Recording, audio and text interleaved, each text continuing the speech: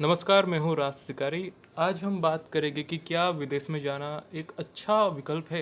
क्या वहाँ पे लाइफ बहुत ही अच्छी है? इसमें हम बात करेंगे, हो सकता है 15, 20, 25 मिनट लगे, मगर एक क्लियरिटी वाली बात करते हैं कि भाई क्या हकीकत है, क्या नहीं है।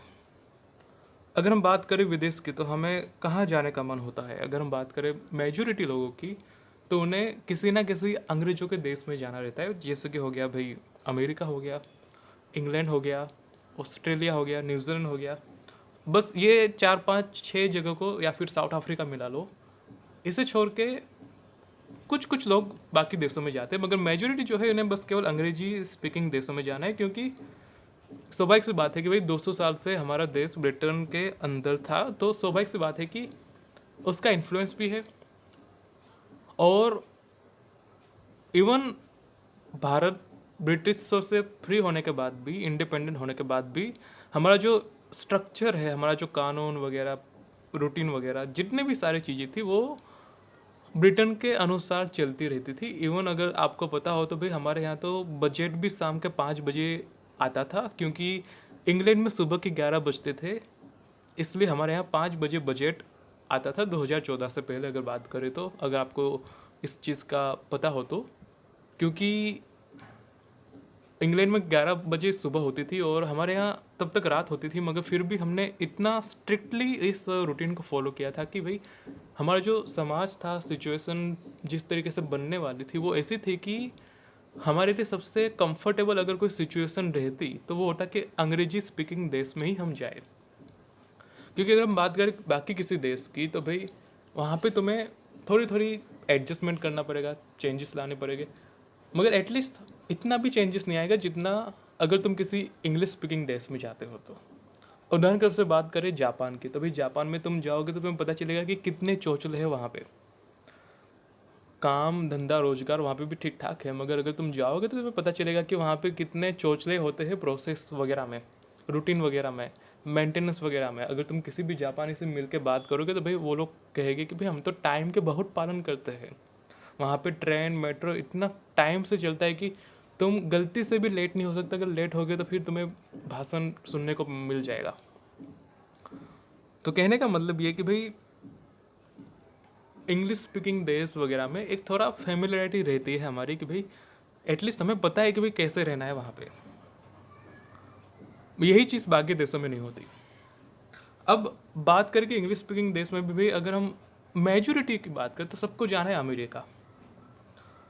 और अगर कोई नहीं जा सकता, चलो कोई टेक्निकल इश्यू आ गया, कोई कारण आ गया, कोई फाइनेंशियल लिमिटेशन आ गई, तो फिर लोग प्रेफर करते हुए कनाडा निकल लेंगे या इंग्लैंड निकल लेंगे, ठीक है, या ऑस्ट्रेलिया, न्यूजीलैंड, कुछ भी। मगर अमेरिका पहली डेस्टिनेशन होता है। इसके पीछे के कारण ये है कि अमेरिका ने जितने भी सेक्टर है अपने, सेक्टर से मेरा मतलब है कि वहाँ पे जितने भी फाइनेंशियल इंस्टीट्यूशन है, जैसे कि भाई पेट्रोल गैस का इंस्टीट्यूशन हो गया, टेक्नोलॉजिकल सेक्टर हो गया, बिजनेस सेक्टर हो गया, फाइनेंशियल सेक्टर हो गया, होटल मैनेजमेंट वगैरह, जितने भी सेक्टर है वहाँ पे तुम कोई भी छोटा मोटा काम देख लो, प्लम्बिंग से लेके, मैकेनिक से लेके, ड्राइवर से लेके, रेस्टोरेंट से लेके, सेफ खाना बनाने तक का काम देख लो, तो वहाँ पे A to Z सभी फील्ड में बहुत बड़ी अपॉर्चुनिटीज़ है। क्योंकि भाई सबकी सभी फील्ड की डिमांड ही इतनी है।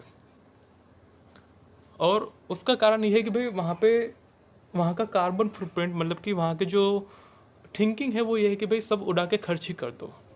तो जहाँ पे थिंकिंग ही ऐसी है कि भाई सब उड़ा के खर्च कर डालो, तो फिर वहाँ पे तो डिमांड ज़बरदस्त रहेगी, जो कि होनी भी चाहिए। क्योंकि यार तुम नहीं खर्च करके भी क्या करोगे, बचा के भी तुम क्या कर लोगे, ये भी सोचने वाली बात है।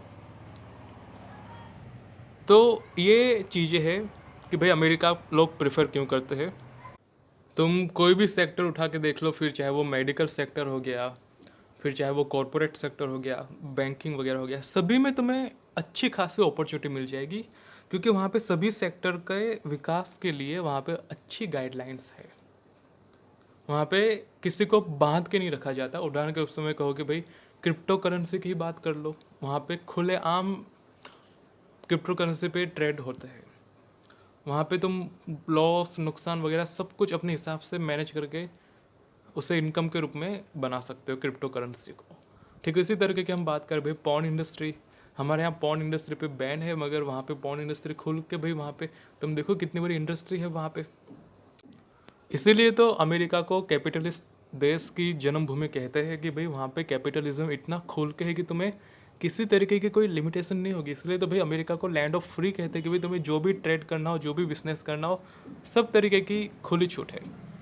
हाँ, बस ड्रग्स और कोकेन पता नहीं क्यों बंद है, वो अलग बात है। मगर देखो कोई भी चीज़ एब्सोल्यूट नहीं होती, कुछ ना कुछ कमियां रहती है। मगर तुम देखो कि भाई सबसे ज़्यादा फ्रीडम लिबर्टी कहाँ पे है।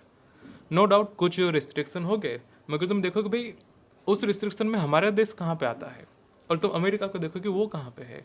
तो तुम्हें अपने आप फ़र्क पता चल जाएगा कि भाई चलो कुछ चीज़ें अमेरिका में जो कि कोकेन ड्रग्स या ऐसा कुछ हो गया वो बंद है, कोई बात नहीं। मगर ओवरऑल जो तुम्हें लाइफ टाइम के लिए ज़रूरी है, अपनी लाइफ सस्टेन करने के लिए ज़रूरी है, वहाँ पे तो तुम्हें पूरा पूरा ओपन स्पेस मिल रहा है ना अचीव करने के लिए। तो ये है कि भाई अमेरिका में सभी सेक्टर एकदम खुल के विकास करते हैं। उसके कुछ नुकसान भी है। नुकसान ये है कि वहाँ पे सिविल वेलफेयर के प्रोग्राम की प्रॉब्लम होती है, जैसे कि अगर तुम बीमार हो गए तो भाई तुम्हारी बीमारी की दवाइयाँ करवाते हुए तुम्हारी हालत टाइट हो जाएगी। इतने महंगे महंगे दवाइयाँ हैं, इतने महंगे महंगे चार्जेस है कि तुम बिना हेल्थ इंश्योरेंस के रह ही नहीं सकते वहाँ पे।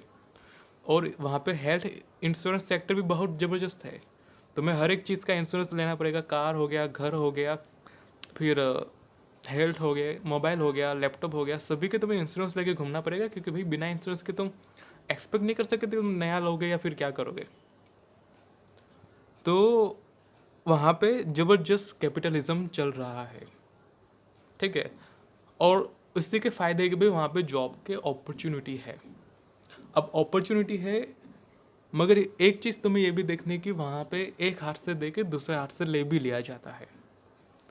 चलो माना कि तुम्हारे वहाँ पे महीने की 4-5 हज़ार डॉलर की इनकम होगी, ठीक है। 4-5 हज़ार डॉलर यानी कि भाई 4 से 5 लाख रुपए महीने के तुम्हें मिल जाएंगे। मगर वहाँ पे खर्चे भी देखो तुम, वहाँ पे तुम्हें कितने खर्चे उठाने पड़ेंगे, कितने एक्सपेंसेस है वहाँ पे। तुम्हारे रहने के खर्चे, खाने पीने के खर्चे, दवाई दारू के खर्चे, इंश्योरेंस के खर्चे, लाइट बिल वगैरह, खर्चे ही खर्चे हैं वहाँ पे। वहाँ पे लोग कमाते थे मगर उड़ाते भी बहुत ज़बरदस्त है। अब ज़रूरी नहीं कि सबको उड़ाने का मन हो, मगर ना चाहते हुए तुम बिना खर्च किए भी रह ही नहीं सकते वहाँ पे।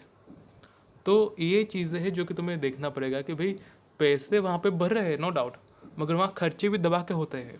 तुम ये एक्सपेक्ट नहीं कर सकते कि भाई आराम से रह लेंगे, बहुत पैसे है, ऐसा नहीं है वहाँ पे तुम्हें खर्चे भी दबा के करने पड़ेंगे। तो अगर तुम्हें लगता है ये चीज़ कि भाई अमेरिका या फिर किसी भी देश में जाके तुम्हारी लाइफ अच्छी होगी, तो नो डाउट लाइफ स्टैंडर्ड में तुम्हें सुधार मिलेगा। थोड़ा बहुत बजटिंग भी कर लोगे, मतलब कि खर्चे वगैरह बजट मैनेज कर लोगे अपना, थोड़ी बहुत सेविंग भी कर लोगे। मगर प्रॉब्लम ये है ना कि वहाँ स्टेबल होने में बहुत टाइम लगेगा तुम्हें, स्टेबल होने में। और दूसरा कि जो सर्टिफिकेट वाली जो कहते हैं ना, इंडिया में एक शब्द था इसके लिए कि भाई लाइसेंस शाही, लाइसेंस राज, ये वहाँ पे बहुत बड़ा है।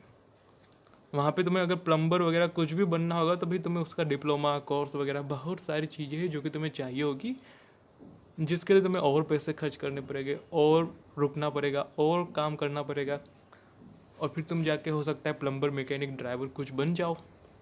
ये है बात, ठीक है। तो ये तो अपनी जगह पे है कि भाई तुम अपना प्रोफेशनल काम धंधा कैसे चुनोगे, तो वो तो कॉम्प्लिकेटेड है, क्योंकि भाई कहते हैं कि वहाँ स्टैंडर्ड का ध्यान रखा जाता है। तो स्टैंडर्ड के हिसाब से तुम्हें चलना पड़ेगा। और बहुत ऐसे भी किस्से देखने को मिलते हैं कि भाई तुम्हारा जो डिग्री वगैरह है, इंडिया का हो गया या फिर बाकी देश का डिग्री सर्टिफिकेट हो गया, वहाँ पे उसे लीगल नहीं माना जाता कुछ कुछ किस्सों में। बहुत बहुत मामलों में ऐसा होता है, ठीक है। तो उसके भी फिर अलग झमेले है कि भाई वहाँ पे तुम्हें 2-3 साल फिर से डिग्री करनी पड़ सकती है, फिर से कोर्स करना पड़ सकता है, एक्सपीरियंस गेन करना पड़ सकता है, लाइसेंस वगैरह चाहिए, इंटर्नशिप वगैरह। तो बहुत सारे लीगल फॉर्मेलिटीज़ है जो कि तुम्हें सामना करना पड़ेगा। तुम ये तो नहीं कह सकते कि भाई वहाँ जाके कुछ भी काम कर लोगे और टिक जाएंगे। कुछ भी कर लोगे मगर फिर स्टेबल लाइफ नहीं मिलेगी। या तो काम मिलेगा या तो नहीं मिलेगा, और जो मिलेगा वो भी एकदम लोअर लेवल की इनकम वाला होगा, यानी कि तुम लेके चलो कि भाई 4 से 5 हज़ार तो वहाँ स्टैंडर्ड इनकम है, 4-5 हज़ार डॉलर, ठीक है। मगर तुम अगर कुछ भी के चक्कर में अगर वहाँ चले गए कि भाई मैं तो कुछ भी काम कर लूँगा, तो हो सकता है तुम 2 हज़ार डॉलर भी कमाओ या फिर 3 हज़ार, या फिर हो सकता है उससे भी कम कमाओ, तो फिर तुम्हारे खर्चे तुम मैनेज नहीं कर पाओगे, एकदम पूरे सड़क पे आ जाओगे, ठीक है। वहाँ पे वो जो तुमने देखा होगा कि भाई कैलिफोर्निया में लोग कैसे रास्ते पे रहते हैं, ऐसे रहना पड़ सकता है फिर तुम्हें।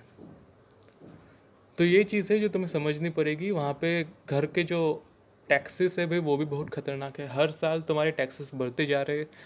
जो म्यूनसिपलिटी के टैक्स होते हैं, म्यूनसिपालिटी टैक्स, जो पानी के हो गए, गटर लाइन के हो गए, बिजली के हो गए, लोग दे नहीं पाते, लोग घर बेच के तंबू बांध के पड़े रहते हैं बाहर किनारे पे।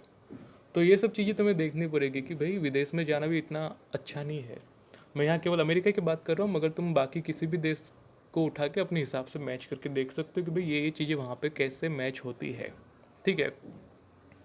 बात कर ले जैसे ऑस्ट्रेलिया वगैरह की, बात कर ले जैसे कनाडा की, तो वहाँ पे भी इसके बहुत सारे फैक्टर हैं जो कि वहाँ पे सही मैच होते होंगे।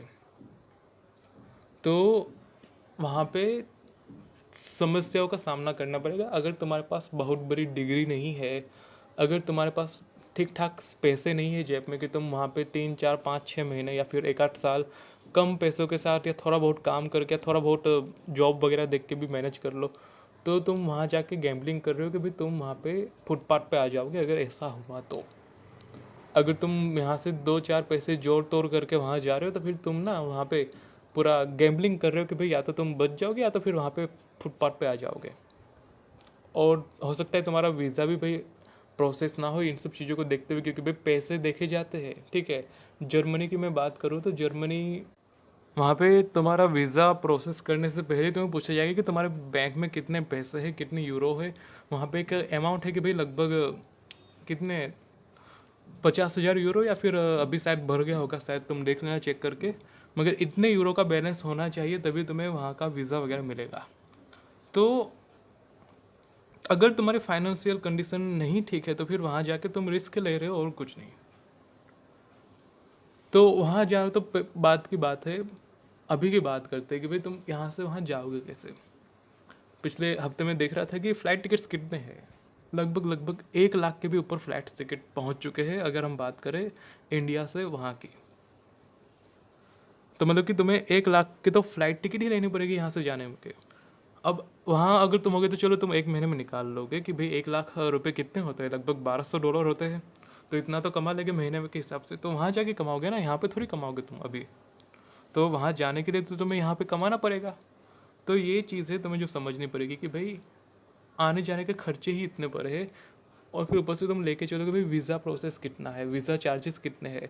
ऊपर से तुम्हारा वीज़ा रिजेक्ट होगा वो भी अलग बात है, मगर तुम्हें चार्जेस पे करने पड़ेगा अलग से। तुम्हारे पैसे भी जाएंगे, वीज़ा प्रोसेस हो कि ना हो क्या पता, मगर वीज़ा के भी चार्जेस लगते हैं प्रोसेस करवाने के। रिजेक्ट करना नहीं करना वो उनके इच्छा की बात है कि भाई वो चाहे तो करे या तो ना करे। बहुत सारी चीज़ें हैं जो कि फॉर्मेलिटी के रूप में तुम्हें पूरी करनी पड़ सकती है यहाँ से जाते हुए, और ऊपर से दिल्ली के चक्कर भी लगाने पड़ सकते हैं वीज़ा इंटरव्यू वगैरह के लिए। तो पहला तो यहाँ से जाना मुश्किल है, ठीक है। अगर तुम मिडिल क्लास लौंडे हो, महीने के 15-20 हज़ार कमाते हो, तो जानते जाते तुम्हें पता नहीं कितना ही साल का समय लग जाएगा अगर तुम पैसे जमा भी करते हो तो तुम मान के चल सकते हो कि भाई तुम्हारे पास एक सफिशिएंट अमाउंट होना चाहिए वहाँ जाने के लिए। अब अगर बात करें कि सफिशिएंट अमाउंट होता तो फिर वहाँ जाते ही क्यों। अगर तुम्हारे पास अकाउंट में भाई 40-50 लाख रुपए होते तो फिर तुम बाहर जाने की सोचते ही क्यों। तुम तो यहीं पे नहीं आराम से रह सकते थे, यहाँ पे तुम बिना जॉब के रह सकते थे। तो ये चीज़ है तुम्हें जो समझनी पड़ेगी कि भाई अगर तुम्हारे पास बड़ी डिग्री नहीं है या फिर अगर तुम्हारी जेब में पैसे नहीं है तो तुम वहाँ जाके बहुत बड़ा रिस्क ले रहे हो, ठीक है। वहाँ जाके हो सकता है तुम पैसे बर्बाद करके आ जाओ, जो पैसे तुम अपने अच्छे के लिए यूज़ कर सकते थे यहाँ इंडिया में। हो सकता है ये सब चक्कर में तुम पैसे बर्बाद करके सोचो कि भाई सब बर्बाद हो गया, अब तो क्या ही करे, जो था वो भी चला गया। तो ये सब तुम्हें सोचने वाली बात है कि क्या करना है। जो लोग जाते हैं उनको तो मैं गलत नहीं कह सकता, क्योंकि भाई सब अपनी लाइफ का भला ही चाहते हैं ना। तो स्वाभाविक सी बात है कि जो जाते हैं वो अपनी इच्छा के लिए जाते हैं, अपनी ज़रूरत के हिसाब से जाते हैं। और थोड़ा हमारे नेताओं को सोचना भी चाहिए कि भाई देश को आज़ाद हुए 75 साल हो गए, मगर अभी भी हमारे देश के लोगों को बाहर जाने की ज़रूरत क्यों पड़ती है। तो ये सोचना चाहिए, कुछ शर्म भी आनी चाहिए, मगर वो अलग बात है कि शर्म नहीं आती। तो ये तो बात होगी कि भाई तुम यहाँ से कैसे जाओगे, वहाँ पे जाके कितने चैलेंजेस है, कितनी फॉर्मेलिटीज है जो तुम्हें पूरी करनी पड़ेगी। मगर वहाँ डे टू डे लाइफ की बात करते हैं कि भाई डे टू डे लाइफ में तुम क्या फेस करोगे। देखो, ट्रांसपोर्टेशन बहुत घटिया है। तुम बात करो भाई अमेरिका की या फिर बाकी किसी देश की, ट्रांसपोर्टेशन बहुत घटिया है। इंडिया में भी प्रॉब्लम है, उसमें कोई दो राय नहीं है। अगर तुम मेट्रो सिटी छोड़ के या बड़े शहरों को छोड़ के अगर किसी गांव देहात में चले जाओगे तो ट्रांसपोर्टेशन की बहुत प्रॉब्लम है। मगर ठीक उसी प्रकार बाकी देशों में भी, अमेरिका वगैरह में भी ट्रांसपोर्टेशन की भी प्रॉब्लम है। तो अगर तुम वहाँ बिना कार के रहते हो तो तुम्हारी जो टांगे है चल चल के दर्द करना शुरू कर जाएगी, क्योंकि भाई तुम्हें अगर धनिया पुदीना भी लेना है ना तो तुम्हें 2-2 3-3 किलोमीटर दूर जाना पड़ेगा सुपर मार्केट पे या ग्रोसरी स्टोर पे, जो तुम्हारे घर के अगल बगल में नहीं होगा इंडिया की तरह। ठीक है। दूसरी बात करते कि हो सकता है कुछ पैसेदार लोग सोचे कि भाई कार ले लेंगे ना, कार ले लेंगे।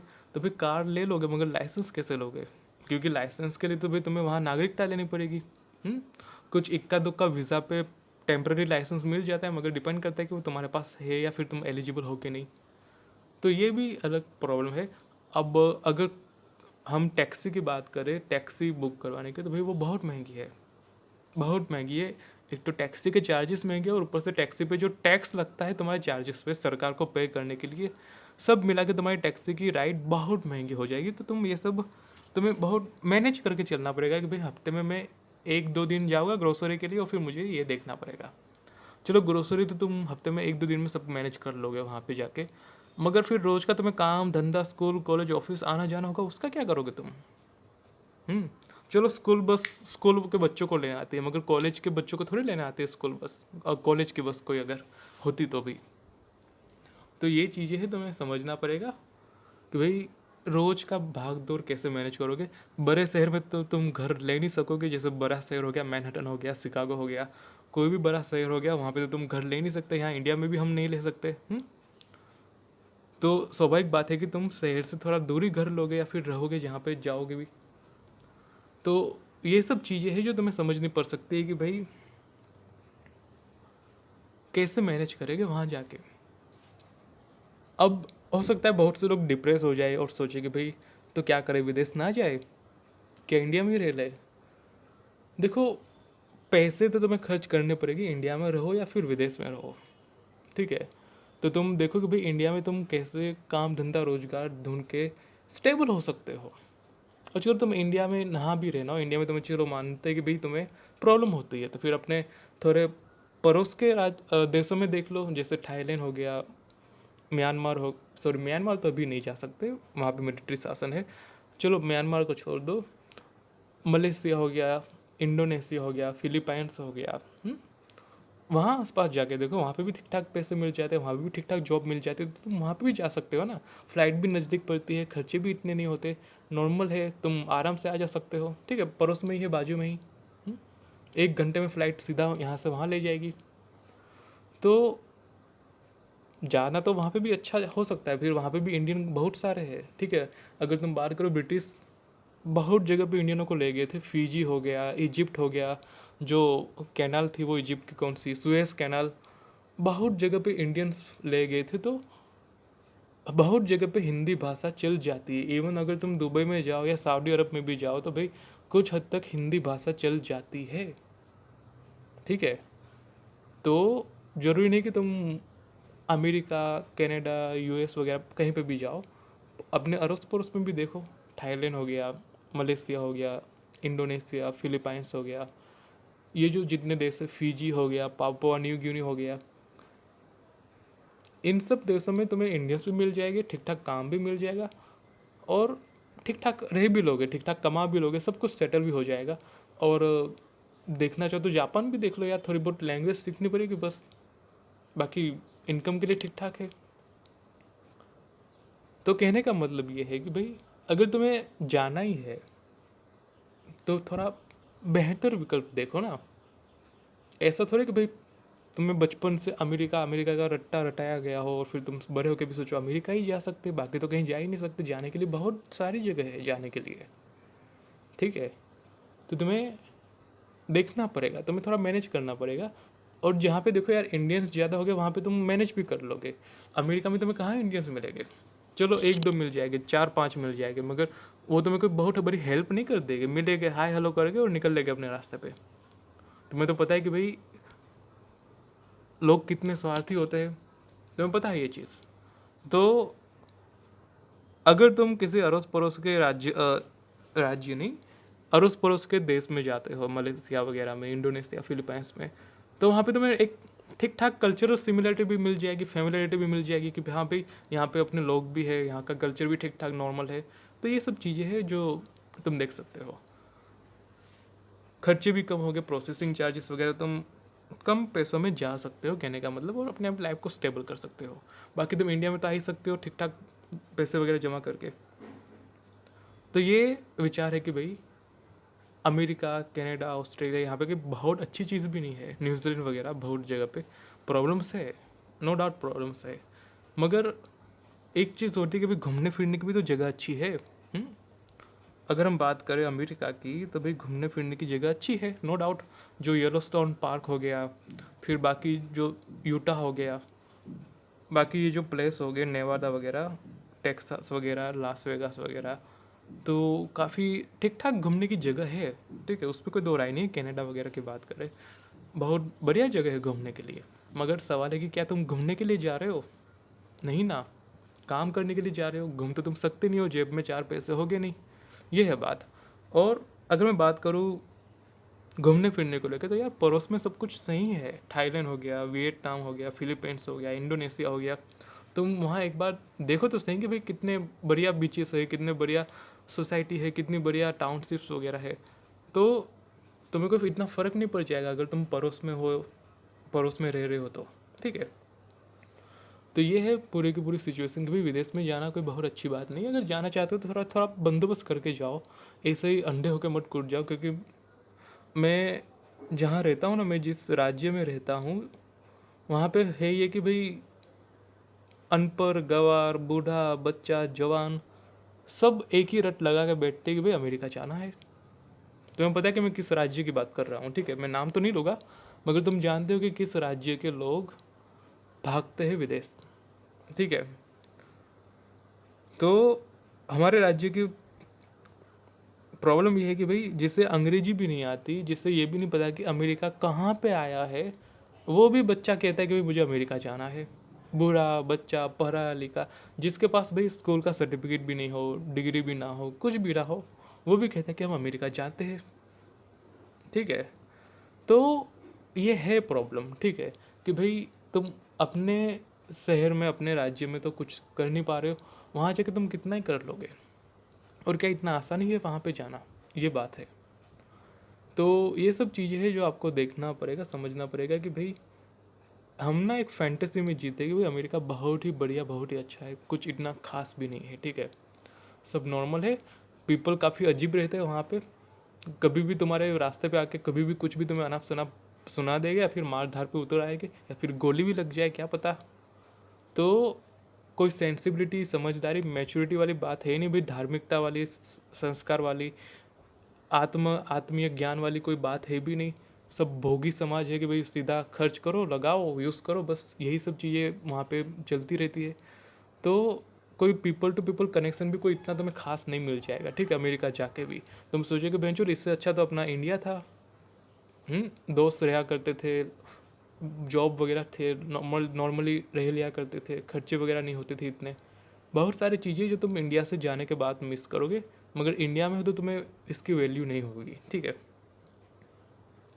तो ये थी पूरी की पूरी सिचुएशन जो तुम्हें समझानी थी मुझे, कि भाई विदेश जाना भी कोई बहुत बढ़िया चीज़ नहीं है, ठीक है। अगर पैसे है तो जाओ आराम से, पैसे है आराम से रह सकते हो, मज़े कर सकते हो, थोड़ा फ्री हैंड रख सकते हो, घूम फिर सकते हो, ज़िंदगी एक्सप्लोर कर सकते हो, तो जाओ, कोई बात नहीं है। मगर अगर तुम्हारे फटे हाल है फाइनेंशियली, पूरे तुम कोलैप्स होने वाले हो, फाइनेंशियली क्लेश चल रहा है तुम्हारा, तुम अगर अपनी ज़मीन जायदाद सब बेच के भाग रहे हो अमेरिका या फिर कनाडा, तो भाई अच्छी बात नहीं है ये, ठीक है। तो इंडिया में तुम देखोगे भी तुम क्या कर सकते हो, क्योंकि वहाँ पे भी तुम्हें संघर्ष लगेगा।